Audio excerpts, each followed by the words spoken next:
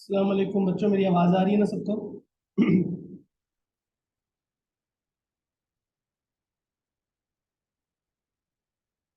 Can you all hear me? Hello. Yes sir.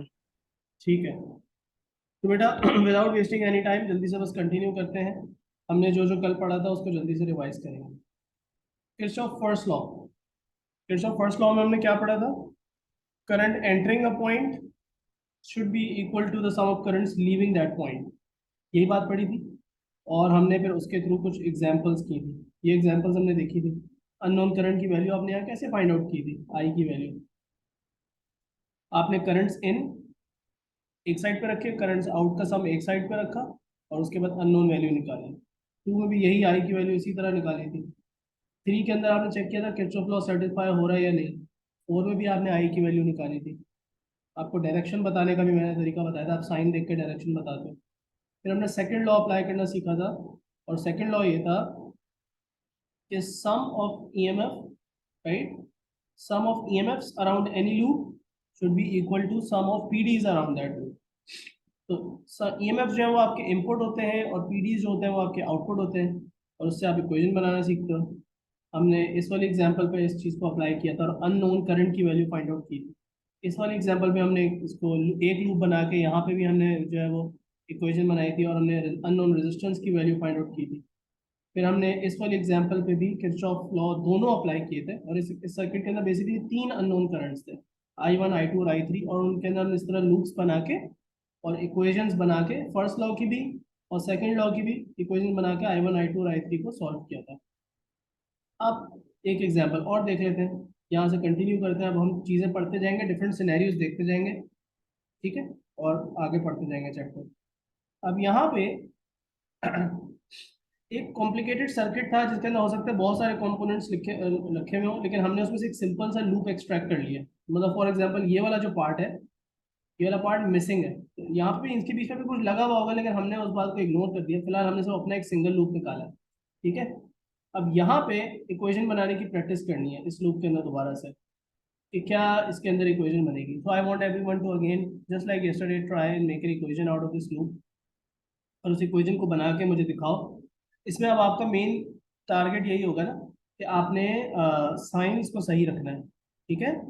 Main goal हमने यही इसी बात की प्रैक्टिस की थी कि आपके जो साइन होते हैं प्लस या माइनस साइन, ई के भी साइन और आई आर के भी जो साइन है वो सही होने चाहिए। तो शाबाश, ट्राई करो। 2 मिनट दे रहा हूँ और इसकी जो है वो इक्वेशन बना के मुझे चैट में दिखाओ। शाबाश।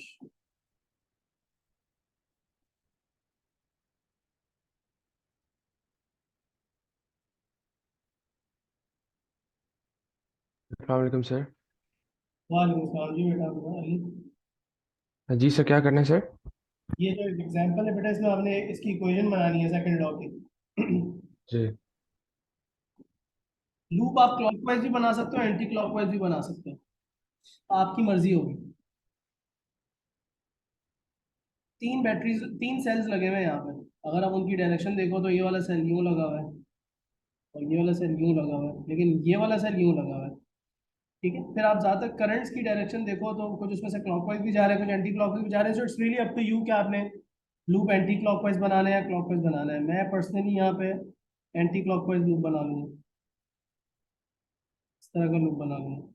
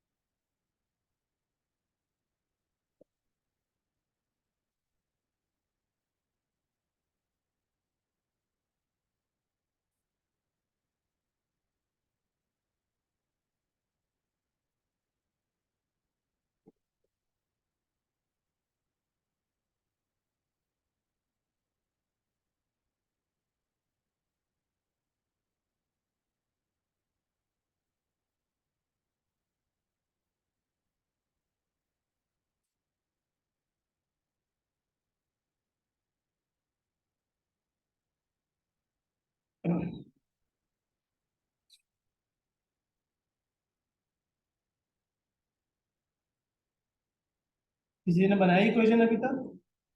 अभी तक मुझे कोई आंसर नहीं मिला। सर लेफ्ट साइड पे ईएमएफ का सम, राइट साइड पे पीडीज का सम। ईएमएफ जो है E1 E2 और E3 है, उनको आपने किसको प्लस करना है किसको माइनस रखना है ये देखना है। और जो आपके पीडीज हैं वो I इंटू आर से आते हैं। तो अब देखो कौन से वाले रजिस्टर में से कौन सा वाला करंट जा रहा है, उसके हिसाब से आपने ईएमएफ अपनी इक्वेशन बनाना सीखा।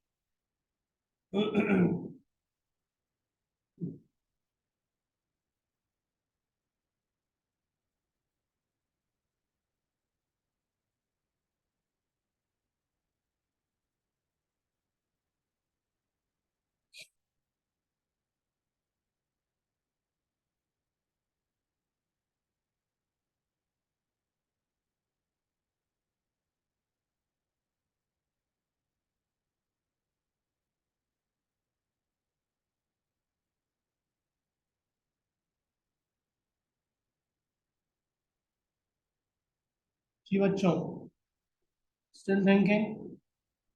लूप जो है उसके अंदर अब आप देखो कितने आपके पास ईएमएफ्स कितने हैं। मेरा जो लूप है वो एंटी क्लॉकवाइज है और E1 उसी डायरेक्शन में रखा हुआ है, तो E1 को मैं पॉजिटिव ले लूंगा। E2 भी उसी डायरेक्शन में लिखा हुआ है, उसको भी पॉजिटिव इसमें प्लस कर लूंगा, लेकिन E3 ऑपोजिट डायरेक्शन में है, इसलिए उसको मैं माइनस कर लूंगा। ये मेरे सम ऑफ ईएमएफ्स होगा इक्वल टू राइट साइड पे सम ऑफ पीडीज आएंगे। अब पीडीज कितने हैं मेरे पास?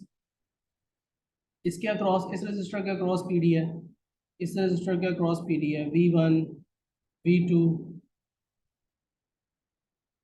V3 and V4। चार रजिस्टर्स हैं जिनके अक्रॉस पीडी है V1। ठीक है, उसके सर, ये बाद आपने ईएमएफ के साइन कैसे चेंज किया? बेटा देखो बैटरीज को देखो ना किस डायरेक्शन में लगी हुई, बैटरी के टर्मिनल्स देखो, यहाँ पे बैटरी का पॉजिटिव टर्मिनल है और यहाँ पे नेगेटिव टर्मिनल है। तो मैंने जो अपना लूप बनाया था वो एंटी क्लॉकवाइज बनाया था, और उसी लूप की डायरेक्शन में ही ये बैटरी भी लगी हुई है। इसी तरह ये वाली बैटरी भी उसी तरह ही लगी हुई है, लेकिन ये तीसरी जो बैटरी है ये मेरे लूप के ऑपोजिट डायरेक्शन में लगी हुई है, इसलिए मैंने इसको माइनस साइन के साथ लिखा। समझ में आ गई? अच्छा, अब V1 V2 और V3 के अंदर भी आप चेक करो कि V2 के अंदर जो करंट पास कर रहा है, या जो रजिस्टर 2 के के अंदर से जो करंट पास कर रहा है I2, उसकी डायरेक्शन जो बनी हुई है उल्टी बनी हुई है, तो मुझे उसको माइनस साइन के साथ लिखना चाहिए, -V2 लिखना चाहिए यहाँ पे। I3 को भी अगर यहाँ पे भी देखो आप, इसके अंदर भी जो करंट पास कर रहा है वो ऑपोजिट डायरेक्शन में जा रहा है, तो इसके अंदर भी मुझे इसको माइनस साइन के साथ लिखना चाहिए। समझ रहे हो? और फिर लास्टली अगर आप ये वाला पीडी देखो, इसके अंदर जो करंट जा रहा है वो उसी डायरेक्शन में जा रहा है जिस डायरेक्शन में लूप बना हुआ है, तो इसको पॉजिटिव साइन के साथ लिखता है। अब लेफ्ट साइड पे तो वही रहेगी equation, E1 plus E2 minus E3। Right side पे जो पीडीज हैं उसके अंदर अब हम देखेंगे, देखो करंट I1 इंटू R1 हो जाएगा, क्योंकि I1 R1 के अंदर से गुजर रहा है, माइनस I2 इंटू R2 हो जाएगा, क्योंकि I2 R2 के अंदर से गुजर रहा है। उसके बाद फिर से माइनस I2 इंटू R3, क्योंकि करंट जो R3 में से गुजर रहा है वो वही I2 करंट है, सेम, ये एक ही ब्रांच है पूरी, तो इसके अंदर थ्रू आउट द करंट की वैल्यू सेम ही रहेगी। समझ रहे हो? तो इसलिए मैंने I2 ही लिखा है यहाँ पे। अच्छा, उसके बाद क्या रह गया? उसके बाद हमारे पास कंप्लीट दिस प्लस साइन के साथ I1 इंटू R4। ठीक है, अब एक चीज आप लोगों को थोड़ा सा और यहाँ पे मैंने गाइड करना है कि बेटा ये कैसे हुआ कि ये वाली करंट की वैल्यू, ये वाली करंट की वैल्यू और ये वाली करंट की वैल्यू डिफरेंट है। Why is it different? चलो डायरेक्शन तो जिसने जो भी मार्क कर दी, but why are they not the same values? क्या ऐसा नहीं है कि जो करंट यहाँ पे पास कर रहा है वही करंट इस नीचे वाली ब्रांच में भी जाए? Why are they not the same? इस ब्रांच और इस ब्रांच में करंट डिफरेंट कैसे हो गया? क्या ये सेम डिफरेंट ब्रांचेस है या सेम ब्रांच है? इसको हमें डिफरेंट ब्रांच कंसिडर करना पड़ेगा, बिकॉज देखो बीच में क्या आया है, बीच में एक जंक्शन आई है। Did you pay attention to this? ये बीच में एक जंक्शन आई है, इसका मतलब है कोई ना कोई करंट जो है वो इस डायरेक्शन में या तो यहाँ से जा रहा होगा, या कोई ना कोई करंट जो है वो यहाँ से ऐड हो रहा होगा। तो इसलिए I1 और I2, ये वाले और ये वाले करंट सेम नहीं हो सकते, राइट? अगर यहाँ पे कोई कनेक्शन ना होता, अगर यहाँ पे कोई कनेक्शन ना होता तो ऑब्वियसली फिर ये वही सेम करंट रहता, I1 होता ऊपर भी नीचे भी I1 ही होता। तो इस बात का आपको ख्याल रखना होता है अपने करंट्स के नाम को चूज करते हुए। अब यहाँ पे आसानी ये थी कि करंट का नाम उन्होंने ऑलरेडी चूज किया हुआ, ठीक है। अच्छा, अब सपोज कर लो कि यहाँ पे, चलो इस बात को ऐसा समझते हैं कि यहाँ पे एक रजिस्टर ही लगा हुआ था, लेट्स जस्ट सपोज। वैसे तो यहाँ पे कुछ भी नहीं लगाया हुआ था उन्होंने, लेकिन चलो यहाँ पे लेट्स सपोज जो रजिस्टर है वो यहाँ एक लगा हुआ होता है, रजिस्टर आर, और यहाँ से कोई करंट पास कर रहा होता, लेट्स सपोज यहाँ से करंट जा रहा है ऐसे करके, वॉट एवर, ठीक है। अब सवाल ये पैदा होता है कि ये वाला करंट और ये वाला करंट सेम क्यों है वापस। थिंक अबाउट इट बेटा, जब ये करंट यहाँ पे इस वाली जंक्शन पे स्प्लिट अप हुआ था, तो इस वाली क्या कहते हैं जंक्शन में आके दोबारा रिकम्बाइन भी तो हो जाएगा। और जस्ट थिंक अबाउट दिस, अगर मैं यहाँ से यहाँ तक ऐसे करके एक लाइन ड्रॉ करता हूँ, तो क्या मुझे करंट का कोई दूसरा पाथ मिल रहा है बीच में कोई जंक्शन आ रही है इन दोनों के पॉइंट्स के बीच में? कोई जंक्शन नहीं आ रही ना। तो इसलिए तो current on the left and the current on the right, they are the same currents, they are basically the same current. वो I1 और I1 ही रहेगा। तो जो डायरेक्शन है ये बड़ी इंपॉर्टेंट है, और डायरेक्शन के साथ साथ नाम बड़े इंपॉर्टेंट है। भूलना नहीं है कि बीच में जंक्शन आ रही है या नहीं आ रही। ये देखना जरूरी है कि दो रजिस्टर्स जो लगे हुए हैं उनके बीच में जो कनेक्शन जा रहा है, उसमें कोई और जंक्शन आ रही है बीच में या नहीं आ रही। तो ये इक्वेशन हमने बना ली। Let's do some more practice. कुछ और एग्जांपल्स हैं हमारे पास। So now I would like everyone to solve question number 6, और जिसका 6 हो जाए वो मुझे 7 भी करके दिखाए, तो मुझे आंसर्स बताए अपने, फिर हम इनको सॉल्व करेंगे, इनका सॉल्यूशन देखेंगे। अब यही है बेटा बेटा पूरा chapter majority, this is what you are going to do, you are just going to solve the circuits, make equations, solve the circuits and give your final answers, ठीक है। तो इस सर्किट के अंदर स्पेशली एक अच्छी बात यह है कि आपको लूप शुरू में चूज करना है। देखो यहाँ पे बहुत सारे लूप्स बन सकते हैं। ये जो पहला सर्किट है इसमें कितने लूप्स बन सकते हैं? Can someone give me a number, sir इतने लूप बन सकते हैं यहाँ पर? How many different loops can I make in this four. Circuit question number 6 के अंदर? Give me a number. एक, फोर। दो, तीन, चार। चार, चार से ज्यादा बन सकते हैं। फाइव। शायद पांच। देखो एक लूप ये बन सकता है, ये क्लोज पाथ है, ये एक लूप बन सकता है, ये एक पाथ है, ये एक लूप बन सकता है, बट एक लूप ये भी तो बन सकता है,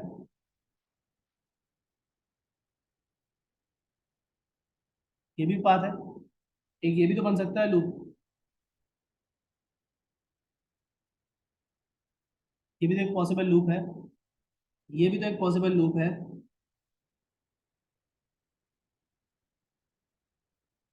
या नहीं? तो कितने बनाए मैंने? आई थिंक तीन पिंक वाले बनाए, फिर एक ग्रीन सिक्स। वाला बनाया, ऑरेंज वाला भी बनाया, रेड वाला भी बनाया, तो आई गेस 6 बन रहे हैं। Maybe there is one और two more, but I think this is it, ठीक है। तो असेंशियली अपने आप से ये पूछो कि कितने रेक्टेंगल्स बन सकते हैं।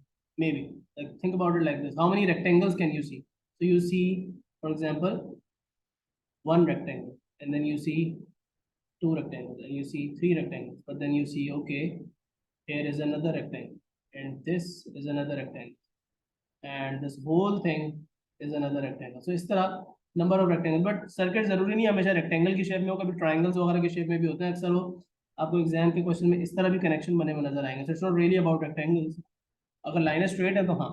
बट एनीवेज, नाउ वो कह रहे हैं कि आपने ढूंढना क्या है? आपने ये जो करंट आई है ये ढूंढना है, बस आपको पूरे क्वेश्चन में सिर्फ इतनी सी रिक्वायरमेंट है। But there is a lot of extra branches and there is lot of extra cells and lot of extra resistance over here, you just need to find this current. कह रहे हैं आप वो लूप बताएं जिससे आप, कौन सा लूप, एक लूप बनाए जिससे बस डायरेक्टली एक ही क्वेश्चन से जो है क्वेश्चन सॉल्व हो जाए, right? Think about it, think about it. बना के देखो मल्टीपल लूप्स, उनकी क्वेश्चंस बना के देखो, लेकिन मुझे सिर्फ एक लूप बता दो, which one loop will directly enable you to solve this question, and that's about it। आपको और कुछ भी नहीं करना पड़ेगा। सोचो अब इसके बारे में, जस्ट नीड वन लूप और वन इक्वेशन में ये एक स्टेप में क्वेश्चन सॉल्व होगा। मल्टीपल इक्वेशंस नहीं बनानी पड़ेंगी। तो think about it and let me know. फिर जब आप पार्ट ए में लूप डिसाइड कर लोगे और उसकी इक्वेशन बन जाएगी, तो पार्ट बी में 1 मिनट में आंसर आ जाएगा। तो हम यहाँ पे सीख रहे हैं कि यार हमें एक्स्ट्रा काम से कैसे बचना है और क्लेवरली अपना लूप कैसे चूज करना है। मैंने अभी 6 लूप बनाए, तो उनमें से कौन सा लूप है जो सबसे ज्यादा काम का है? सोचो, 2 मिनट दे रहा हूँ सबको आराम से। ओके, अली आंसर तो मैंने नोट डाउन कर लिया। चलो फिर तुम 7 पे जाओगे, तुमने ये कर लिया, और अगर सही है तो मुझे नहीं पता आंसर सही है या गलत है, I don't have the answer with me, but आप जाके अगला क्वेश्चन करो।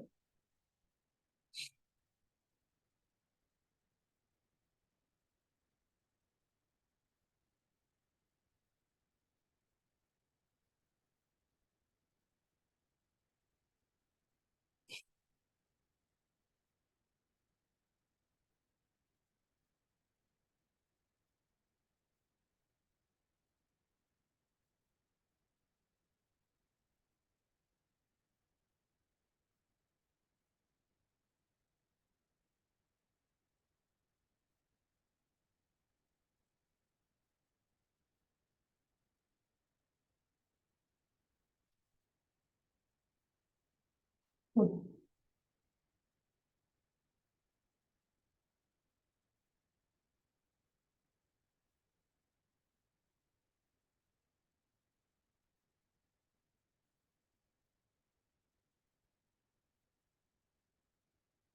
लोगों का आंसर आया है मेरे पास, सोहा का और अली का, दोनों का सेम ही आंसर है। लेट्स सी ये सही है या गलत। बट आपने सोहा लूप कौन सा चूज किया?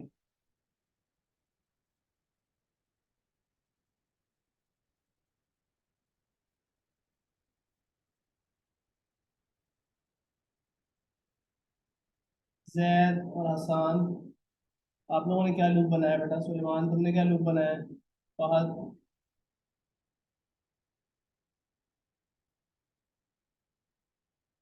ओके, आपने सबसे बड़ा वाला जो है लूप वो चूज किया। मुझे लग रहा है कि शायद उससे आंसर ना आ सके, बिकॉज उसमें करंट की वैल्यू जो है वो डिफरेंट हो जाएगी। अब यहाँ पे एक बात को समझना जरूरी है। Before we start making loops, here is something that you need to understand. Okay, ये बहुत इंपॉर्टेंट बात है बेटा। ये वाली जो ब्रांच है तुम्हारी, ये वाली, इसमें जो करंट होगा क्या वो सेम आई आई वाला करंट होगा या डिफरेंट होगा? So I just want one word answer from everyone on this. ये जो करंट जा रहा है, और जो ऊपर मैंने करंट आई को हाईलाइट किया हुआ है, और जो ब्रांच हाईलाइट की हुई है, क्या इन दोनों ब्रांचेस में सेम करंट होगा या डिफरेंट होगा? बीच में कोई जंक्शन आ रही है या नहीं आ रही है? Just think about it. Same current होगा या डिफरेंट करंट होगा? और उसको कैसे सोचते हैं आप, बीच में कोई जंक्शन आ रही है या नहीं? तो is there a junction in between? There is a junction in between. इसका मतलब है कि करंट सेम नहीं होगा, राइट? इसका मतलब ये होगा कि यहाँ पे जो भी करंट की वैल्यू होगा, आई don't know what the value is, but let's suppose अगर मैं इस करंट की वैल्यू ऐसे मार्क कर देता हूँ, तो इस करंट की वैल्यू में ऐसे मार्क कर देता हूँ, उसको मैं आई नहीं बोल सकता, उसको मैं कोई अलग नाम रखूंगा, उसका नाम रख दूंगा लेट्स सपोज I1। ओके, क्या ये बात समझ आ रही है? अच्छा, अब think about it like this. यहाँ जो करंट जाएगा, इस ब्रांच में वो जो करंट जाएगा, वो ऊपर आई वाले करंट से सेम होगा, हाईलाइटेड ग्रीन वाले करंट से, या डिफरेंट होगा? डिफरेंट होगा। डिफरेंट होगा। अगेन बीच में कोई जंक्शन आ रही है ना यार, बीच में जंक्शन आ गई तो करंट डिफरेंट होगा, तो इसको नाम दे देते हैं लेट सपोज I2। अच्छा, इसके बाद एक और काम, अब यहाँ पे लेट सपोज जो करंट जा रहा है, ये वाला करंट I1 या I2 या I3 या I से सेम होगा या डिफरेंट होगा? इसका भी कोई अलग नाम, नया नाम रखना पड़ेगा, कोई पुराने नामों से ही ये मिलता जुलता इसका नाम कोई रिपीट होगा यार? What do you think? बीच में जंक्शन आ रही है कोई? जी सर, डिफरेंट होगा। और ना तो I2 से सेम होगा, मतलब I2 से भी डिफरेंट होगा, क्योंकि डिफरेंट है, बिल्कुल डिफरेंट ब्रांच है, तो डिफरेंट करंट होगा। यहाँ पे जो करंट की वैल्यू होगी उसको आप I3 मार्क कर दें हमेशा। अब एक और सवाल आता है जहन में, okay what about this one? ये जो करंट है, इसका नाम भी नया होना चाहिए, कोई डिफरेंट, या फिर वही पुराना I3 या I2 या I1 में से या I में से कोई रिपीट होगा? Again there is a junction in between, so it's not the same branch as others, ये तो फिर दोबारा से I4 इसका नाम होगा, राइट? तो 10 एम, ये जो 10 ओम्स वाला ये जो रेजिस्टर, इसमें से जो करंट पास कर रहा है वो I4 पास कर रहा है। लेकिन हाँ, अब अगर मैं इधर लेबल करता हूँ इस करंट को, तो this is basically the same as I4, ये I4 ही है जो वहां से घूम के इधर आ रहा है। लेकिन अब इस बात को सोचो कि ये बीच में जो जंक्शन आ रही है, और उसके बाद मैं यहाँ अगर करंट मार्क करता हूँ लेट सपोज, इसका नाम कोई डिफरेंट होना चाहिए कि I5, मुझे नया कोई नाम इंट्रोड्यूस करवाना चाहिए, या कोई पुराना नाम ही यहाँ पे शायद रिपीट हो जाए? Think about it like this. What do you think? अब इसके बारे में ऐसे सोचो कि I2 जो है, अगर मैंने इसको यहाँ पे I3 और I4 में स्प्लिट किया था, I2 को I3 और I4 में स्प्लिट किया था, क्या यहाँ पे दोबारा से I3 और I4 रिकम्बाइन नहीं हो रहे इस जंक्शन पे? तो क्या इसको मुझे I2 ही नहीं बोल देना चाहिए दोबारा से? Think about it like this. First law की ही एप्लीकेशन है ना ये, फर्स्ट लॉ को ही अप्लाई कर रहा हूँ मैं यहाँ पे, कि वो जो करंट स्प्लिट अप हुए थे वही दोबारा रिकम्बाइन हो जाएंगे, तो करंट की वैल्यू वही दोबारा रिपीट हो जाएगा नाम, जब बीच में एक और जंक्शन आ रही है। अच्छा, अब इस बारे में मुझे ज्यादा सोचने की जरूरत नहीं है, ये जो ब्रांच है पूरी यहाँ से लेके यहाँ तक, ये जो ब्रांच है, इसके अंदर अगर मैं करंट की बात करूँ, तो यहाँ जो करंट होगा ये तो वही आई ही होगा, क्योंकि ये तो पूरा सेम चीज है। लेकिन अब लूप कौन सा बनाना सबसे बेस्ट है आपके लूप में? बेसिकली आपका गोल ये है कि आपके जो लूप से इक्वेशन बने उसमें सिर्फ एक अननोन हो, ताकि आप एक ही दफा में एक ही दफा में इक्वेशन सॉल्व कर लो। देखो अगर आपके लूप के अंदर दो अननोन्स होंगे, आई अननोन है और फिर साथ में आई वन भी अननोन है या आई टू भी अननोन है, तो आप इक्वेशन सॉल्व नहीं कर सकोगे, फिर आपको एक और लूप बनाना पड़ेगा, साइमल्टेनियसली सॉल्व करना पड़ेगा। तो ऐसा लूप जिसके अंदर आपको कोई और करंट ना डालना पड़े, उसकी बात करें। अब जैसे फॉर एग्जांपल, क्या ये जो लूप है, loop number 1, is this going to work?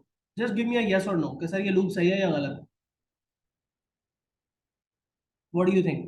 क्या ये लूप सही है या गलत है? क्या इसमें आई के नो। अलावा? नो, बिकॉज इसमें आई वन भी आ रहा है। अब आई वन को मैं अननोन रखूँ, आई को भी अननोन रखूँ, तो मेरी इक्वेशन सॉल्व कैसे होगी? तो इसको मैं मिटा देता हूँ। अच्छा, उसके बाद एक और ऑप्शन देता हूँ आपको, ये वाला loop. This is totally useless because इसमें ये मेरा वाला करंट इंक्लूडेड ही नहीं है, मुझे तो फाइंड आउट ही ये करना है, तो why would I make this loop? अच्छा, अब एक और तीसरा ऑप्शन देते हैं। What about this one?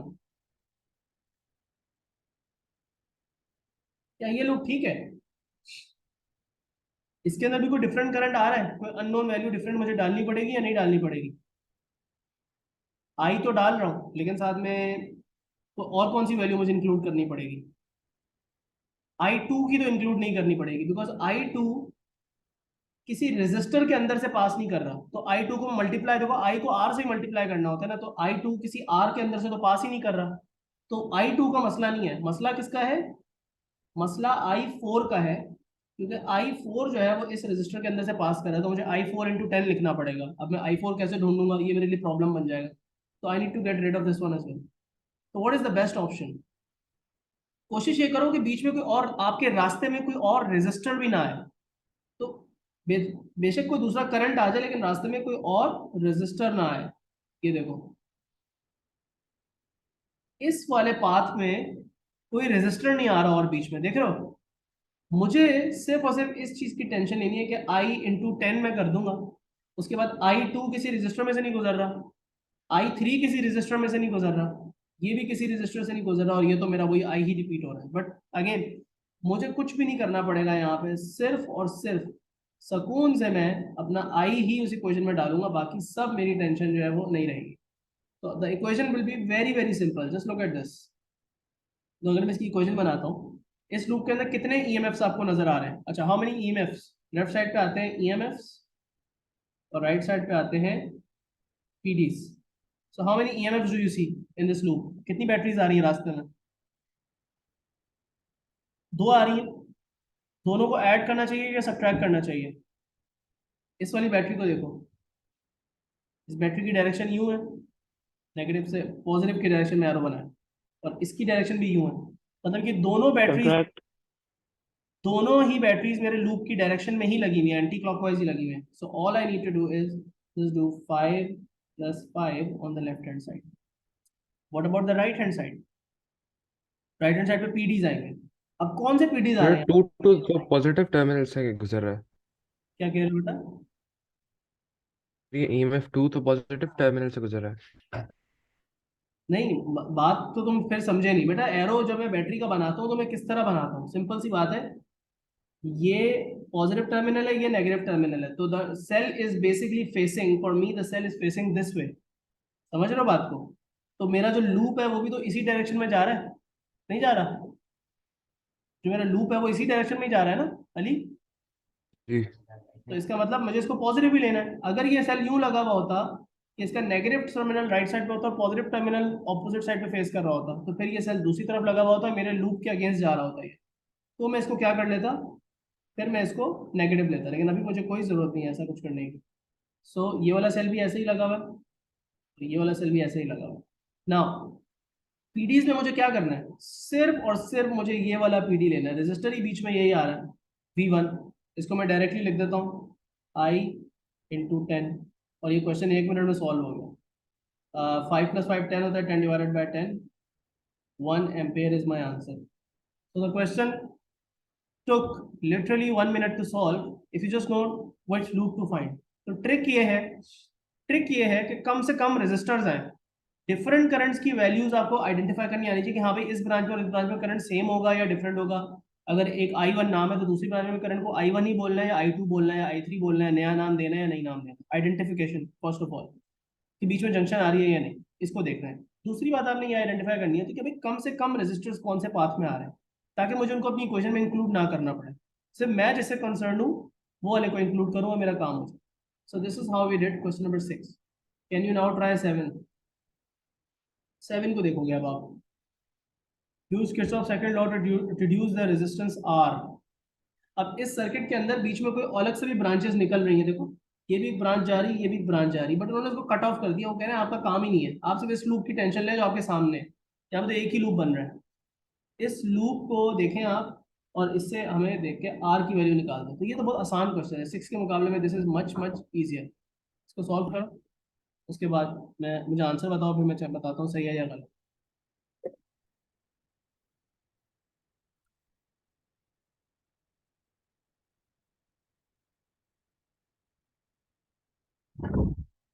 शाबाश, this is like the easiest one. I want everyone to give me the right answer for this. इसमें तो कोई मसला नहीं होना चाहिए. अच्छा, उन्होंने करंट्स की वैल्यूज आपको दे दी है, तो आपको कोई I1 I2 I3 नाम रखने की जरूरत नहीं पड़ेगी. एक छोटी सी बात है, वैसे अगर आप सोच रहे हो तो मैं आपको बता देता हूँ. यहाँ पे करंट 0.5 और यहाँ 0.2 है. How is that possible? Like, isn't this the same branch? No it's not, because junction. के बीच में एक जंक्शन आ रही है जहाँ से यूं करंट जा रहा होगा या यहाँ से आ रहा होगा पॉसिबली. ठीक है, तो वो इस बात का आपको पता होना लाजमी है, बट आपको टेंशन लेने की जरूरत नहीं है यहाँ पे इस क्वेश्चन में, क्योंकि आपके सामने लिखी हुई वैल्यू. सो अब आई just want the right answer in the chat. But सबसे आना चाहिए आंसर. अब ये तो बहुत आसान है. एंटी क्लॉकवाइज या क्लॉकवाइज जैसे मर्जी अपनी जो है वो लूप बना लो, कोई फर्क नहीं पड़ेगा. शाबाश, आंसर चाहिए.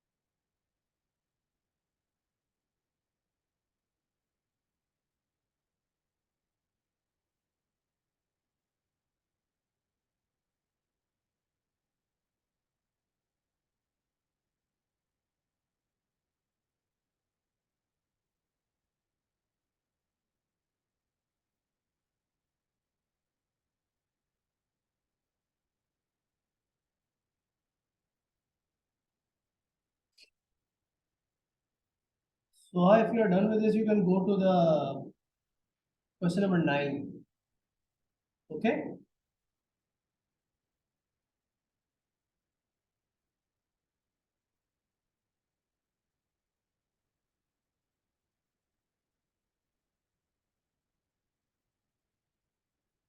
ओके, मोहम्मद जैद का आंसर डिफरेंट आया है.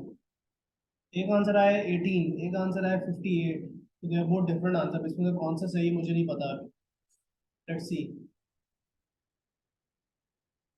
अली, तुम्हारा क्या आया जवाब? सुलेमान, तुमने क्या निकाला? लूप क्लॉकवाइज बनाया या एंटी क्लॉकवाइज? चलो सुलेमान, ये तो मुझे बता दो, तुमने कौन सा लूप बनाया, क्लॉकवाइज या एंटी क्लॉकवाइज?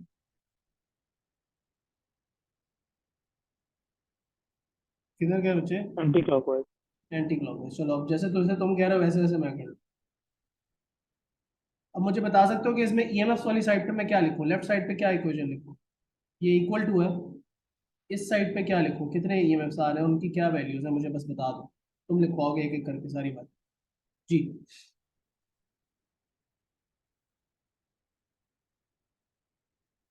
यस बेटा सलमान, सिंपल प्लस माइनस की गेम है यार, ये तो लिखवा ही सकते हो. दो सर बैटरीज. राइट साइड पे. लेफ्ट साइड पे ईएमएफ की बात करो. अच्छा. 30 और 10 है, उनको प्लस करूं माइनस करूं, 10 माइनस 30 करूं, 30 माइनस 10 करूं, 30 प्लस 10 करूं, तीन ऑप्शन ही बनते हैं। क्या इसमें से क्या सही लगता है तुम्हें? 30 - 10। 30 माइनस 10 बिल्कुल सही कह रहे हो। क्यों? क्योंकि ये वाली बैटरी ऐसे लगी हुई है और ये वाली बैटरी ऐसे लगी हुई है। क्लियरली 30 वाली बैटरी हमारे लूप की डायरेक्शन में ही है, 10 वाली बैटरी हमारे लूप से ऑपोजिट डायरेक्शन में है। अली अभी भी तो अब समझ में आ रही है चीज कैसे की है? अली बेटा। जी अच्छा, अब सुलेमान, हमारे पास कितने वोल्टेजेस हैं बीच में, और न्यूटन से हमारे बीच में हमारी पीडीज कितने आ रहे हैं बीच में? How many PDs do we have? दो। तो रेजिस्टर्स जितने लगे हुए हैं वो देखो ना यार, जितने रेजिस्टर्स हैं उतने पीडीज होंगे ना, या जितने कंपोनेंट्स लगे हैं। 4 सर। चार। एक, दो, तीन, चार। अब ये जो 20 ओम वाला है, इसमें से करंट की वैल्यू क्या पास कर रही है? आई इंटू आर करना होता है ना। तो 20 ओम वाला जो है, इसमें से करंट की वैल्यू क्या पास कर रही है?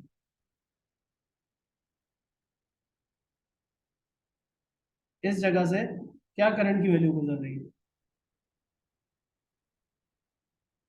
कहीं लिखा हुआ है सर्किट के ऊपर? नहीं सर। नहीं लिखा हुआ। अच्छा चलो ये बताओ कि ये जो करंट की वैल्यू है, कि यहाँ पे भी 0.2। करंट यही होगी, यहाँ पे भी वही होगी, और यहाँ पे भी करंट की वैल्यू वही होगी।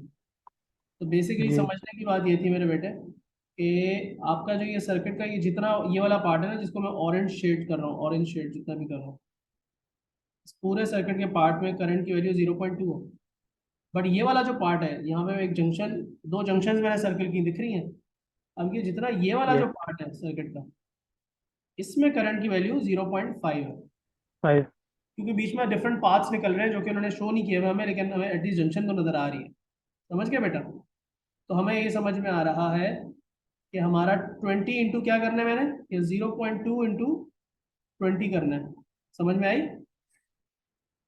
Yes sir. और मैंने पॉजिटिव रखा है, नेगेटिव नहीं लिखा, क्योंकि मैं करंट की वैल्यू यूं जा रही है राइट साइड पर, और मेरा लूप भी राइट साइड पे जा रहा है। अच्छा, अब 10 ओम वाला आएगा।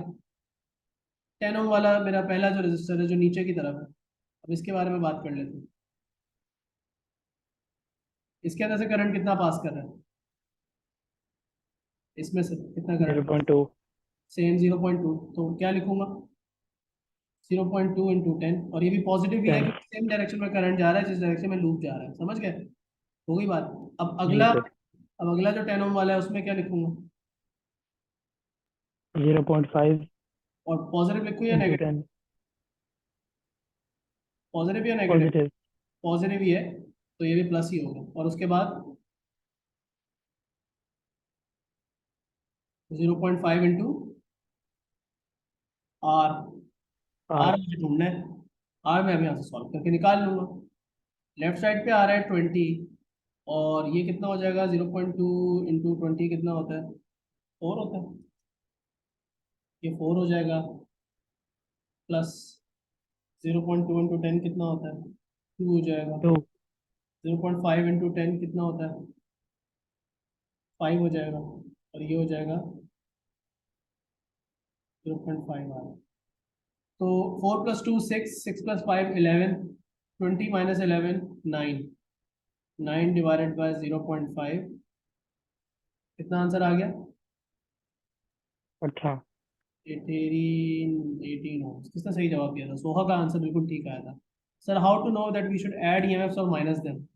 बेटा बैटरी जिस डायरेक्शन में लगी हुई होती है ना, वो देखना होता है। अब जैद इस बात को समझना बेटा, जैद तुम्हारा क्वेश्चन मैंने पढ़ लिया, तुम्हारे बात का जवाब दे रहा हूँ, please listen to this carefully. मेरे बच्चे बैटरी को देखो, इस बैटरी को देखो। इस बैटरी का पॉजिटिव टर्मिनल नीचे लगा हुआ है या ऊपर लगा हुआ है?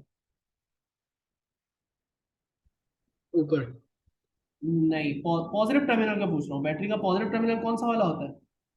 ये वाला जो टर्मिनल है लंबा वाला, ये पॉजिटिव टर्मिनल होता है बेटा, और ये जो छोटा वाला टर्मिनल होता है ये नेगेटिव होता है। समझ गए? तो ये बैटरी जो है, हमेशा इसकी आप एरो, इस बैटरी का एरो इस तरह बना सकते हो, अपने माइंड में एक पिक्चर बना सकते हो कि ओके ये बैटरी इस डायरेक्शन में करंट को पुश करेगी। समझ में आ रही है? ठीक है। जी सर। तो अब ये जो बैटरी है ये नीचे की तरफ फेस कर रही है, तो क्या मेरा लूप भी यहाँ से नीचे की तरफ ही जा रहा है? मेरा जो लूप मैंने बनाया था, एंटी क्लॉकवाइज लूप बनाया था ना, तो मेरा लूप भी यहाँ से नीचे जा रहा है, इजंट इट? तो इस बैटरी को मैंने पॉजिटिव लिया, यहाँ पे 30 को ऐड किया, सब्ट्रैक्ट नहीं किया। समझ रहे हो? अब दूसरी बैटरी को देखो, दूसरी बैटरी मुझे बताओ कि ये वाली जो बैटरी है, इसका एरो मुझे लेफ्ट की तरफ बनाना चाहिए या राइट की तरफ, खुद बताओ। लेफ्ट। लेफ्ट, क्योंकि इसका पॉजिटिव टर्मिनल कहाँ फेस कर रहा है? राइट। नहीं, इसका पॉजिटिव टर्मिनल इधर फेस कर रहा है, नेगेटिव यू फेस कर रहा है, तो इसका एरो यू बनेगा, राइट? जी मतलब ये सर। करंट को इस डायरेक्शन में पुश करने की कोशिश कर रही है battery, but my loop from this part is going in this direction, क्योंकि लूप तो इस तरह बना हुआ था ना, एंटी क्लॉकवाइज। तो अब ऑपोजिट है, मेरा लूप जो है वो ऑपोजिट डायरेक्शन में जा रहा है, मेरी बैटरी ऑपोजिट डायरेक्शन में फेस कर रही है, तो देखो 10 को मैंने माइनस किया। समझ गया बात अब? जी sir. Okay. Use the idea of energy gained and lost by one coulomb charge to explain why two batteries connected together in series give the EMF of 12 or 0 but connected in parallel give an EMF of 6 volts. अभी हम 8 को फिलहाल छोड़ देते हैं, 9 करते हैं, circuit solving को फोकस करते हैं। तो I want everyone to do 9 now. 9 आपके सामने है, शाबाश, अटेम्प्ट करो, मुझे आंसर दो। हमने अभी तक आज के दिन 2 क्वेश्चन किए अभी तक, सिर्फ थोड़ी सी स्पीड बढ़ानी है हमें। चलो अब 9 करो, शाबाश। I want everyone to attempt question number 9। 8 का सोल्यूशन भी आपके सामने ही है, नजर आ रहा है आपको, अगर आपको समझना है तो आप इसमें देख सकते हो, बट 9 सॉल्व करके मुझे जवाब दो, शाबाश।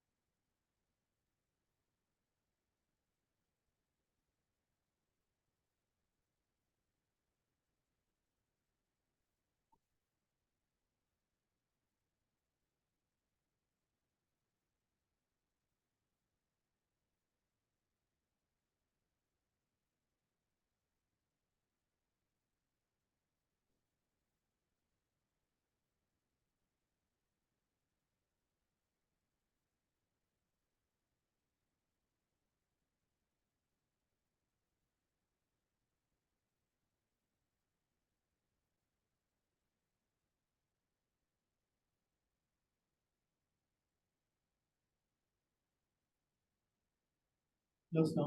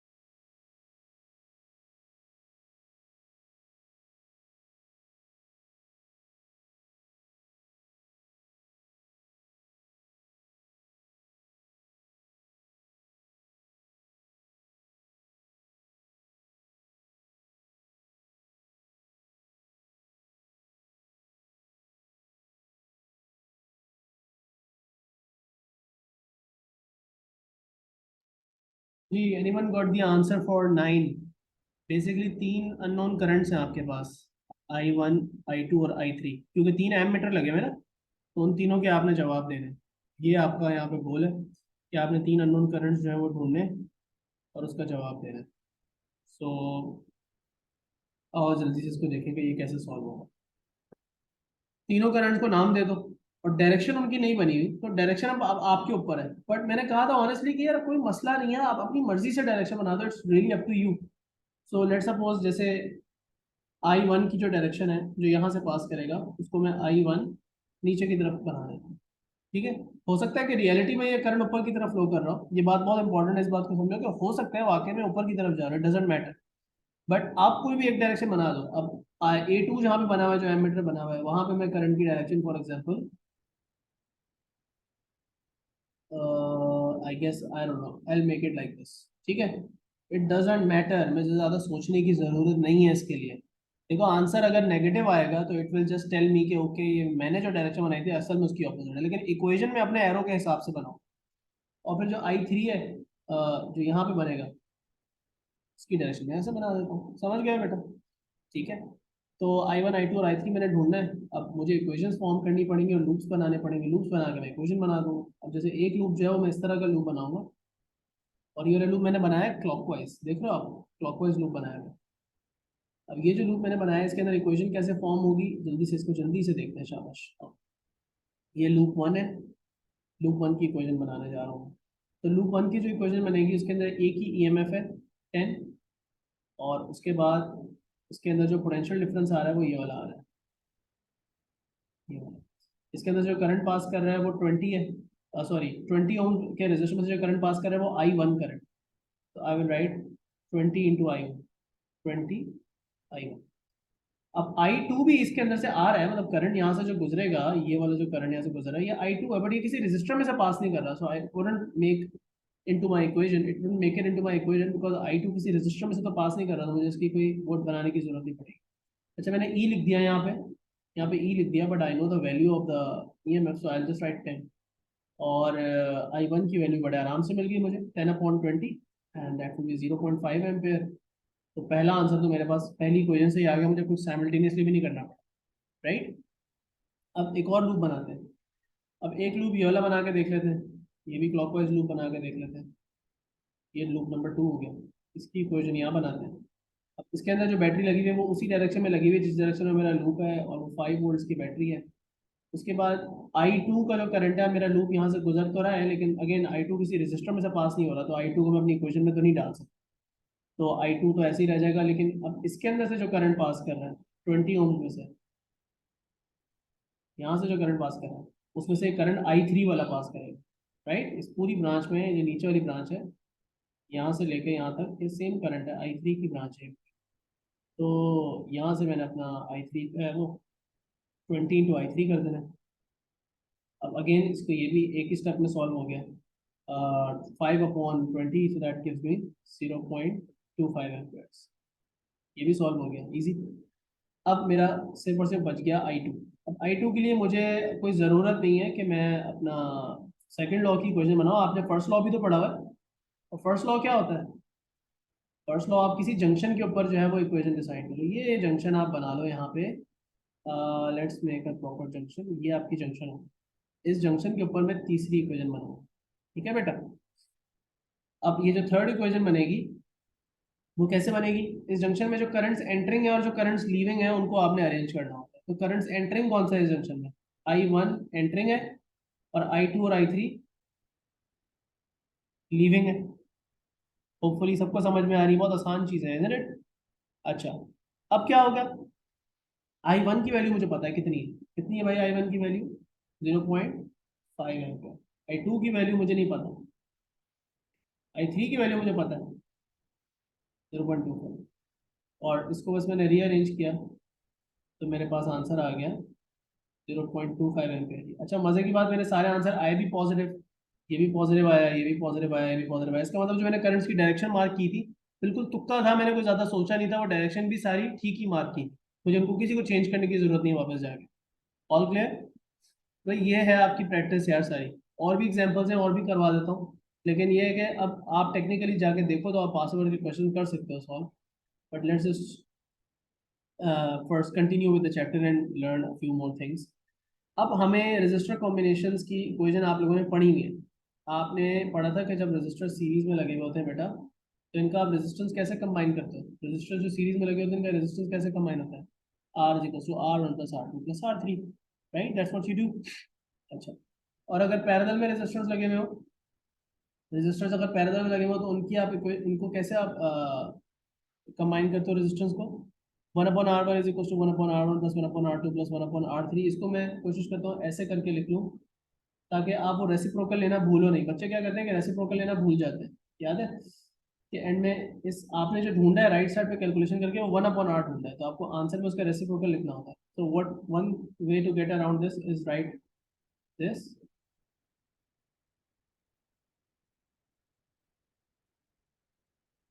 बट यहाँ पे हम -1 इसकी पावर -1 लगा देंगे। अब ये इक्वेशन आप पहले पढ़ चुके हो IGCSE में और O लेवल्स में, आपने ये पढ़ी हुई है इक्वेशन कि पैरेलल में रेजिस्टेंस कैसे कंबाइन होता है और सीरीज में रेजिस्टेंस कैसे कंबाइन होता है। बट अब आपके सिलेबस का पार्ट है कि आपको ये इक्वेशन डिराइव भी करनी आनी चाहिए। सो पहले हम सीरीज में जो इक्वेशन है R1 plus R2 plus R3, इन दोनों रेजिस्टर्स का R1 जैसे एक का रेजिस्टेंस है लेट सपोज 100 ओम्स, इसका रेजिस्टेंस है 100 ओम्स और इसका रेजिस्टेंस है 200 ओम्स, तो कंबाइंड रेजिस्टेंस होगा 300। हम कह रहे हैं ऐड करना है, बट ये बात कहाँ से निकली? इसको किरचॉफ्स लॉ की हेल्प से हम डिराइव करेंगे। तो डेरिवेशन मैं समझाने लगा, आपके सामने ही है सारी डेरिवेशन। पहले रेजिस्टर्स इन सीरीज हम पढ़ रहे तो डेरिवेशन को समझते हैं। तो बेटा आपके पास दो रेजिस्टर्स हैं R1 और R2, ठीक है? आपके पास दो रेजिस्टर्स हैं R1 और R2, दो रेजिस्टर्स हैं किस तरह लगे हुए? सीरीज में लगे। अब पहले हम अप्लाई कर रहे हैं यहाँ पे Kirchhoff first law. First law ये कहता है कि करंट दोनों रेजिस्टर्स में क्या होगा? अकॉर्डिंग टू फर्स्ट लॉ दोनों रेजिस्टर्स सीरीज में लगे हुए, इसका मतलब बीच में कोई जंक्शन नहीं है। इसका मतलब जो करंट यहाँ पास कर रहा है वही करंट इसमें से भी पास कर रहा है, तो करंट जो है वो दोनों के अंदर सेम होगा। इसलिए मैंने अपने डायग्राम के ऊपर इस करंट को भी I बोला है और इसको भी I बोला है। ये नहीं बोला कि ये I1 है और ये वाला I2 है, nothing like that. Both are I, they have the same name, so in the equation you can add और सब्ट्रैक्ट देम टुगेदर। अच्छा, उसके बाद फर्स्ट लॉ अप्लाई करने के बाद अब हमने यहाँ पे इनका पीडीज का सम लिखना है, पोटेंशियल डिफरेंसेस का अब हमने सम लिखना है। ये एक तरह से हमारी टेक्निकली सेकंड लॉ की इक्वेशन बन रही है, ठीक है? अब इस वाली इक्वेशन में आपके पास कोई ईएमएफ तो नहीं बनेगा बिकॉज ये लूप तो नहीं बना हुआ, एक सिंपल एक ब्रांच है। This is not a loop, right? ये एक ही ब्रांच है, लेकिन इसमें आप दोनों पीडीज को ऐड कर दोगे। ये वाला जो पीडी है V1, ये क्या होगा? ये V1 जो है पीडी, ये क्या होगा? ये होगा सिंपली I, ये वाला I इंटू और R1, I इंटू R1 आपका V1 होगा, ठीक है? तो हमने V1 की जगह ये डालते हैं। जो हमारा टोटल पोटेंशियल डिफरेंस है, ये जो टोटल पोटेंशियल डिफरेंस है इस ब्रांच के अंदर R1 और R2 के अक्रॉस, वो V1 और V2 का सम के बराबर होगा। सिंपल सी बात पहले तो याद रखिए, और ये सेकंड लॉ की एप्लीकेशन है, ये सेकंड लॉ यहाँ पे अप्लाई हो रहा है, ठीक है? तो ये आप बेसिकली क्या यहाँ पे अप्लाई कर रहे हो? सेकंड लॉ अप्लाई कर रहे हैं, लिख लो।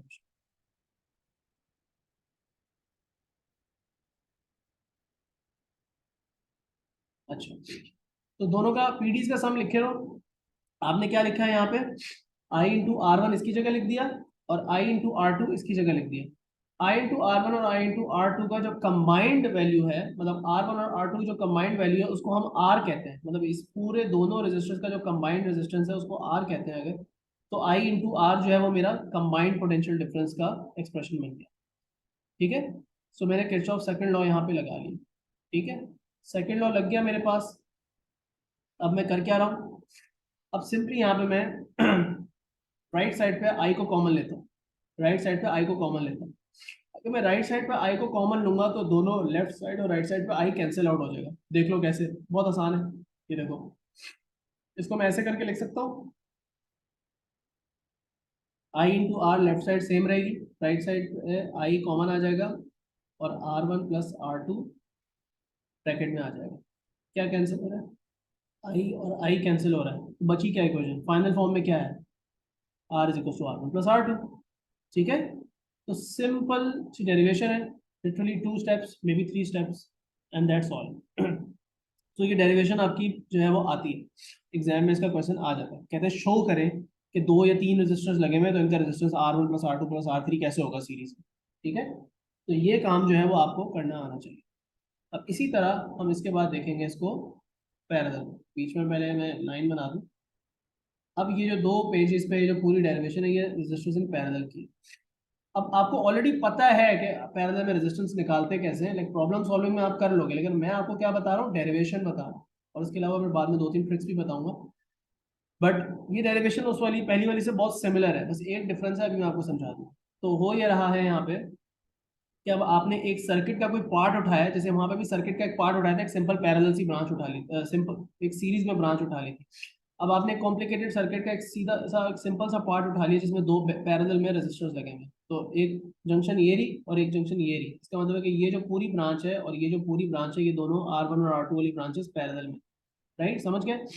अब हो ये रहा है कि सबसे पहले तो मैं किरचॉफ फर्स्ट लॉ की इक्वेशन बना लेता हूँ इस रेड वाली जंक्शन पे। Currents in is equals to currents out, तो करंट इन है I और करंट्स आउट है I1 plus I2। Currents in currents out की इक्वेशन किरचॉफ फर्स्ट लॉ की मैंने यहाँ पे इक्वेशन बना ली, बन गई किरचॉफ फर्स्ट लॉ की इक्वेशन। तो R1 और R2 पैरेलल में थे, किरचॉफ फर्स्ट लॉ लगाया और ये मैंने इक्वेशन बना ली, बन गया फर्स्ट लॉ। अब किरचॉफ सेकंड लॉ अप्लाई करेंगे आप। अब अप्लाई करो किरचॉफ सेकंड लॉ किस लूप पे, इस लूप पे। अब ये लूप आपने क्लॉकवाइज बनाना है, एंटी क्लॉकवाइज बनाना है, आपकी मर्जी है, लेकिन हम यहाँ पे अपने करंट्स के हिसाब से क्लॉकवाइज लूप बना रहे हैं, ठीक है।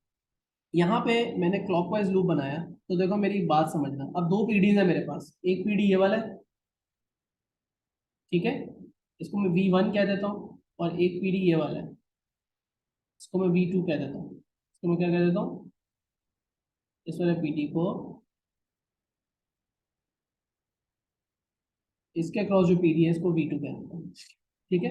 अब इसमें मजे की बात ये है, फोकस आपको इस बात पे करना है कि I1 जो आपका करंट है, ये बहुत इंपॉर्टेंट है, I1 जो आपका करंट है जो इसमें से गुजर रहा है, it is going in the same direction as the loop. तो ये तो पॉजिटिव में ऐड हो गया, देख रहे हो, I1 इंटू R1, V1 की जगह मैंने क्या लिख दिया, I1 इंटू R1, हो गया। उसके बाद I2 के लिए मसला सारा ये बन रहा है कि I2 इस डायरेक्शन में जा रहा है, जबकि आप देख सकते हो, मतलब I2 यहाँ से इस डायरेक्शन में बनाया हुआ है एरो, लेकिन जो लूप है आपका वो यूं जा रहा है, समझ आ रही है बात। तो just like when we make the equation, अगर करंट और आपका लूप ऑपोजिट डायरेक्शन में हो तो आप क्या करते हो, आप उसको माइनस के साथ लिखते हो। तो ये देखो मैंने माइनस I2 इंटू R2 लिखा है यहाँ, माइनस किया। अच्छा, इक्वल टू 0 क्यों, क्योंकि आपका लूप के अंदर sum of EMF is equal to sum of PDs करना होता है आपने।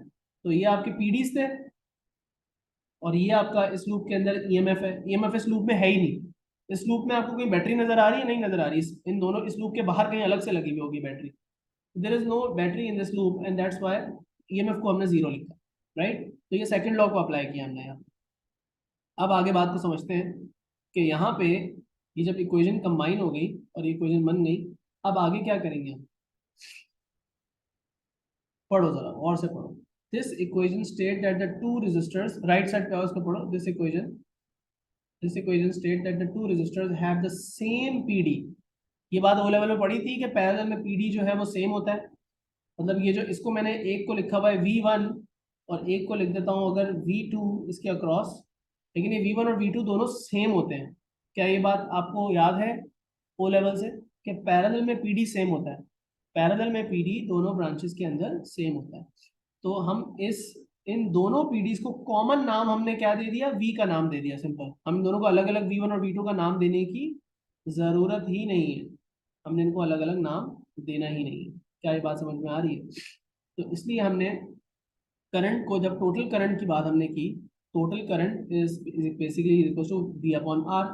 V क्या होता है, आपका टोटल पीडी, और R क्या है आपका टोटल या combined resistance, right, combined resistance और कंबाइंड वोल्टेज। आपने करंट की जो नॉर्मल इक्वेशन है I अपॉन R वो आपने यहाँ पे यूज कर।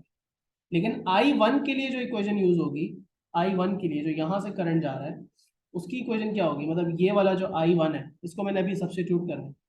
इसके लिए टोटल पीडी या ऊपर वाली ब्रांच में पीडी वो तो V ही कंसिडर किया जाएगा, अब सारी बात हमने समझी ही अभी ये है कि बेटा देखो, इसके अक्रॉस जो पीडी है उसको भी आपने वी बोलना है, और इसके अक्रॉस जो पीडी है उसको भी आपने वी ही बोलना है। ये नहीं कहना कि ये V1 है और ये V2 है, no no no, they are the same, PD and parallel is the same. So ऊपर वाले को V ही बोला है, और R1 इस वाले का रेजिस्टेंस है, इसको मैंने इससे डिवाइड कर दिया।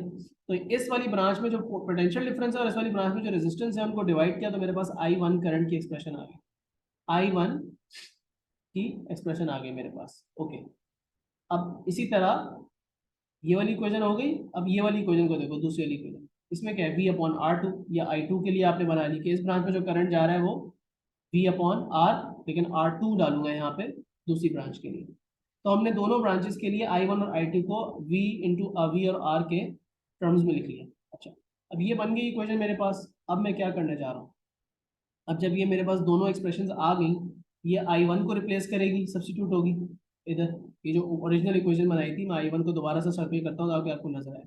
सो I1 को ये वाली इक्वेशन आपको रिप्लेस करेगी, और I2 को ये वाली एक्सप्रेशन रिप्लेस करेगी।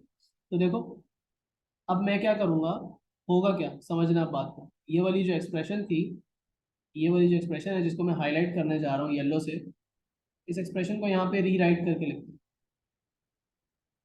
इस एक्सप्रेशन को यहाँ पे रीराइट करके लिखते हैं। I1 की जगह लिख दिया, देखना आप जरा गौर से, I1 की जगह क्या लिख दिया, V/R1, V/R1, ठीक है, ये आ गया। फिर यहाँ पे ये एक सेकंड, सब substituting I is equal to, अच्छा सॉरी एक बात तो भूल ही गई, गलती ये कर दी कि इसके अंदर नहीं सब्स्टिट्यूट करना था, सब्स्टिट्यूट हमें इसके अंदर करना था, I is equal to I1 + I2 के अंदर। तो मैं इसको हाईलाइट कर रहा हूँ, लेट मी हाईलाइट दिस। ये जो येलो में इक्वेशन है बेटा, फर्स्ट लॉ की इक्वेशन, इसके अंदर सब्स्टिट्यूट करना है। और पहली वाली सीरीज की डेरिवेशन और पैरेलल की डेरिवेशन में फर्क ही मेन ये है कि आपने उसके अंदर सेकंड लॉ की इक्वेशन में जो है वो सब्स्टिट्यूशन की थी, यहाँ पे फर्स्ट लॉ की इक्वेशन में जो है वो आप सब्स्टिट्यूशन करें। तो आई की जगह तो आई लिख दिया सिंपल, आई की जगह, बल्कि आई भी नहीं लिखो, उसके अंदर आप ये वाला V/R सब्स्टिट्यूट करो, total voltage upon total resistance, ये लिख दिया। अच्छा, I1 की जगह क्या लिखूंगा, V/R1, और I2 की जगह क्या लिखूंगा, V/R2। अब आप क्या कर सकते हो कि V को कॉमन ले सकते हो दोनों साइड में, तो यहाँ पे V/R तो एज इट इज लिखा जाएगा, लेकिन यहाँ पे V को जब कॉमन लिया तो अंदर बचेगा 1/R1 + 1/R2। अब हुआ क्या, ये वाला V और ये वाला V हो गया कैंसिल, तो लेफ्ट साइड पे बचा 1/R और राइट साइड पे बचा 1/R1 + 1/R2। ये मेरे पास फाइनल फॉर्म आ गई इक्वेशन की। अब दोनों को कंपेयर करते हैं, दोनों डेरिवेशन को कंपेयर करते हैं ताकि आपको समझ में आए कि दोनों में मेन डिफरेंस क्या है, दोनों में मेन डिफरेंस क्या है। पहले मैं इसको जरा नीट करके लिखूँ। सो मैंने यहाँ पे लिखा था I की जगह V/R is equal to V/R1 + V/R2, और फिर इसके अंदर V को कॉमन ले लिया था, V दोनों साइड पे कैंसिल हो गया था। लेकिन दोनों डेरिवेशन में मेन चीज जो हमने की, ये जो दो मेन डिफरेंसेस को आपने रियलाइज करना है कि क्या हुआ क्या, सही। So let me highlight that for you. हमने जो फर्स्ट डेरिवेशन की थी सीरीज वाली, उसके अंदर हमने सेकंड लॉ की इक्वेशन के अंदर I/R सब्स्टिट्यूट किया था। लेकिन जो पैरेलल के अंदर हमने डेरिवेशन की, उसके अंदर हमने फर्स्ट लॉ जो करंट्स का सम है, क्योंकि पैरेलल में करंट्स का सम होता है, सीरीज में वोल्टेजेस का सम होता है, तो जो करंट्स का सम है उसके अंदर मैंने V/R, V/R1 और V/R2 की सब्स्टिट्यूशन की। ये है मेन डिफरेंस दोनों के अंदर। वहां पे जो की इक्वेशन है जिसके अंदर आप सब्स्टिट्यूशन करोगे वो वोल्टेज की इक्वेशन है, यहाँ पे जो की इक्वेशन है जिसके अंदर सब्स्टिट्यूशन करोगे वो करंट्स की इक्वेशन है, ठीक है। तो यहाँ पे वोल्टेज के अंदर I/R1 I/R2 सब्स्टिट्यूट किया, वहां पर करंट की जगह V/R1 और V/R2 को सब्स्टिट्यूट किया, और फिर कॉमन ले लिया और सॉल्व कर लिया, ठीक है। अब एक बात का और ध्यान में रखना है, कुछ इसकी एग्जांपल्स कर लेते हैं, फिर उसके बाद कुछ 2-3 ट्रिक्स आपके पास जो है वो आएंगी, बल्कि ट्रिक्स यहाँ पे समझ लो। सीरीज की जो पैरेलल में जो रेजिस्टेंस है उसकी 2-3 ट्रिक्स है, हमको समझना, ठीक है। तो एक सेकंड रुकना जरा, मैं अगली क्लास में एक स्टूडेंट को मैसेज भेज दूँ, फिर उसके बाद आगे कंटिन्यू करें।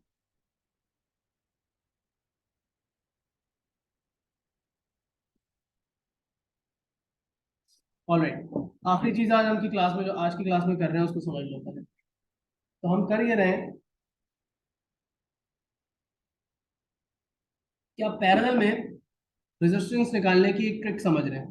देखो यहाँ पे अगर मैं तुम्हें बोलूँ 10 और 50 का मुझे रेजिस्टेंस निकाल के दो, कंबाइंड रेजिस्टेंस, तो आप कैसे निकालोगे? यही करोगे ना, 1/10 प्लस 1/50, और फिर इससे आपके पास आंसर आएगा।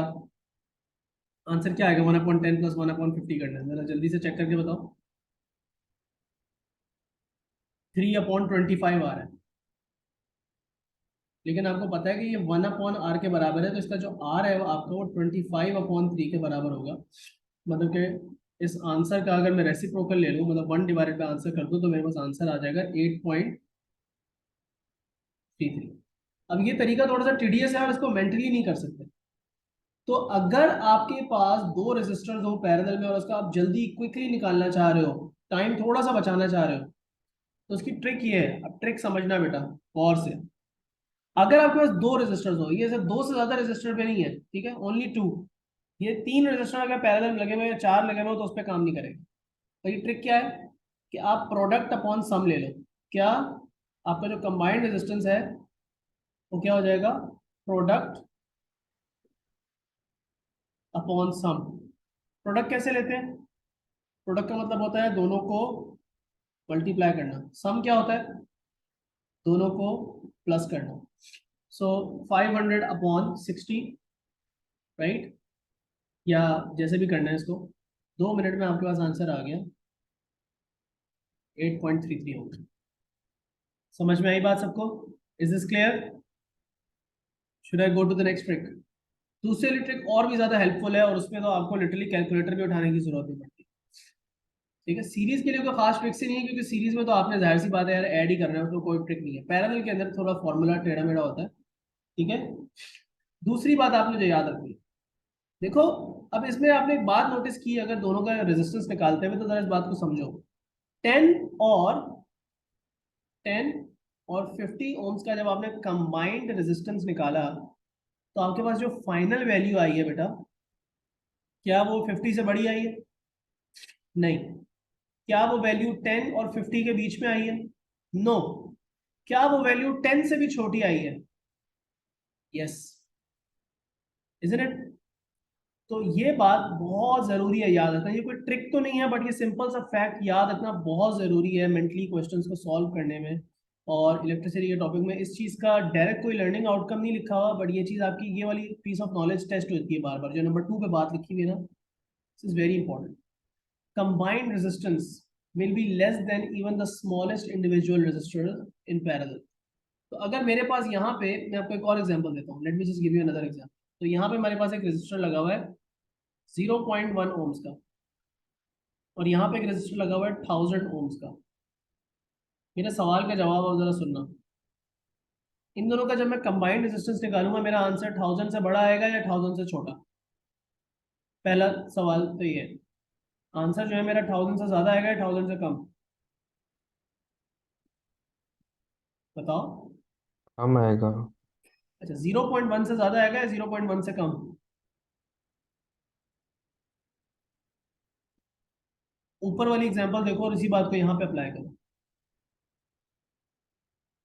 मेरा आंसर 0.1 से भी कम आएगा, and you can literally check this right now. अभी अपने कैलकुलेटर में डालो और चेक कर लो।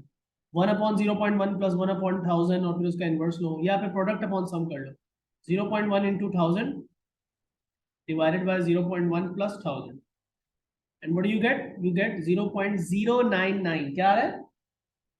0.099। तो ये 0.1 से छोटा आ रहा है भाई, ये वैल्यू 0.1 से छोटी आ रही है। So combined resistance in parallel will be less than the smallest one even in the combination. Do you understand this point? ये बहुत important है। Okay, lastly, what is another trick that is very helpful? मेरे पास यहाँ पे कितने resistors लगे हुए हैं? आइडेंटिकल रेजिस्टर्स लगे हुए हैं, सारे के सारे identical, as in they have the same resistance. Identical resistors लगे हुए हैं पैरेलल में, और कितने लगे हुए हैं? काउंट करो। 1 2 3 4 5 रेजिस्टर्स मेरे पास पैरेलल में लगे हुए। मुझे कोई कैलकुलेटर उठाने की जरूरत नहीं है, कोई फॉर्मूला लगाने की जरूरत नहीं है। As long as they all have the same value and they are in parallel, इनका रेजिस्टेंस सिंपली 100/5 है। कंबाइंड रेजिस्टेंस क्या है? रेजिस्टेंस अपॉन एन, इससे आपके पास कंबाइंड रेजिस्टेंस आ जाएगा। सिंपल। इंडिविजुअल वाले की वैल्यू उठाओ, 100 किया और 100 को 5 से डिवाइड किया, मेरे पास आंसर आ जाएगा 20। सिंपल। अच्छा, अगर मैं यहाँ पे 4 रेजिस्टर कर दूं, what do you think is the resistance going to be now? अब क्या रेजिस्टेंस होगा? Anyone who can give me an answer? 100/4 100/4 क्या आ जाएगा? 25 ओम्स आ जाएगा आंसर। 25 अगर मैं यहाँ पे 3 रेजिस्टर लगा दूं, अब क्या आएगा आंसर? 100/3, 33.3। अगर मैं यहाँ पे 2 रेजिस्टर्स लगा दूं, अब क्या आंसर आएगा? जल्दी से बताओ, क्या ख्याल है? 2 रेजिस्टर लगाए अगर आप पैरेलल में, तो क्या आंसर आना चाहिए? 100/2 100/2, 50 आंसर आ जाएगा। और ये इतनी काम आएगी क्वेश्चन सॉल्व करते हुए, ये बात आपकी सोच है। खास तौर पे पेपर 1 में मेरा आपके पास आंसर्स बड़े बड़े, आपको कैलकुलेशन बहुत ज्यादा करनी होती है, एंड में आपको एक आंसर से सिंपल एक ऑप्शन चूज करना होता है। But there is lot of working required in specially P1 DC circuit questions. वहाँ पे ये ट्रिक्स बहुत काम आती है टाइम बचाने में, समझ रहे हो बेटा? ठीक है, अंडरस्टैंड दिस ट्रिक, ये बहुत जरूरी है। ऑलराइट, चलो इसको हम रैप अप करते हैं। Give me a minute, let me draw this neatly and then, बल्कि सही है, बस बात ठीक है। तो क्लास जो है मैं यहाँ पे करना चाह रहा था एंड, लेकिन what I want you to do is go ahead and open your notes. और मैंने कल भी कहा था कि ये एग्जांपल सॉल्व करो यार सारी, ठीक है? बहुत सारी एग्जांपल्स हैं, you can do a lot more practice in this chapter, ठीक है? There is lots you can do right now. हम अगली क्लास में थोड़े से पास्ट पेपर्स करेंगे, और पास्ट पेपर्स करने के बाद फिर थोड़ा सा इंटरनल रेजिस्टेंस, बल्कि पहले इंटरनल रेजिस्टेंस पढ़ेंगे और फिर पास्ट पेपर्स करेंगे, ठीक है? इंटरनल रेजिस्टेंस जब आप पढ़ लोगे ना, तो समझ लो आपका चैप्टर 70% तो हो गया। फिर इट्स जस्ट अबाउट प्रैक्टिस, और फिर बाद में रह जाता है एक टॉपिक पोटेंशियल डिवाइडर्स और पोटेंशियोमीटर्स का। उसको पढ़ के फिर उससे रिलेटेड कुछ क्वेश्चंस और करेंगे, फिर आपका पूरा सिलेबस जो है खत्म हो जाएगा। So it will probably take 3 और 4 मोर क्लासेस, बट जैसे मैंने आपसे प्रॉमिस किया था, by the end of March हमारा सिलेबस एंड हो जाएगा। और अच्छा हो गया, बहुत अच्छे पेस पे, क्योंकि आपको याद होगा जब हमने हाफ सिलेबस किया था, तो मिड टर्म के बाद 2 हफ्ते तक हमने कोई चैप्टर भी आगे नहीं पढ़ा था, बल्कि फर्स्ट टर्म की कुछ P1 की रिविजन की। तो बहुत अच्छे पेस पे हमारा सिलेबस जो है वो खत्म हो जाएगा। चले, सी यू नेक्स्ट वीक, अल्लाह हाफिज़। Yes. सुबह मैं नोट्स अपलोड कर दूंगा, आज रात को लाजमी कर दूंगा, आज नहीं तो कल, ठीक है?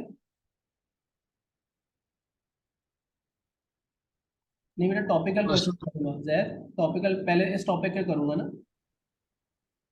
सही पहले सर, तो टॉपिक टॉपिकल के के बाद करूंगा, फिर आप उसके बाद फिर ईयरली फिर शुरू करूंगा रिवीजन, ठीक है?